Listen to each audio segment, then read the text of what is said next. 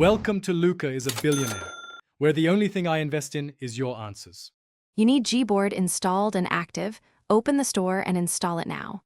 Once done, tap Open and grant microphone plus storage permissions so voice and clipboard work.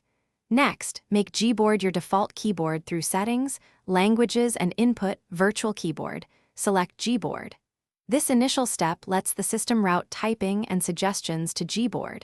Make sure to confirm any on-screen prompts. They enable features like voice typing and emoji access immediately. Now customize Gboard so it types the way you want. In the Gboard app, go to Preferences to change keyboard height, enable one-handed mode, and adjust long press duration. This affects accuracy. Then choose theme to pick a high contrast or dark theme for visibility. Once you've set visuals, enable glide typing and voice typing under typing settings so you can swipe and speak. Also turn on multilingual typing to avoid manual language switches when you type in multiple languages. Finally, put features into practice. Open any app and try glide typing, voice input, and the clipboard.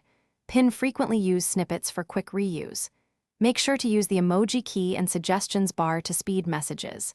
If you notice lag, missing suggestions, or crashes, clear Gboard's cache and app info or reinstall the app. Confirm permissions are set correctly. This usually resolves common issues. If not, restart your phone and test again before seeking further help. Thanks for watching and please subscribe. It's the best investment you'll ever make.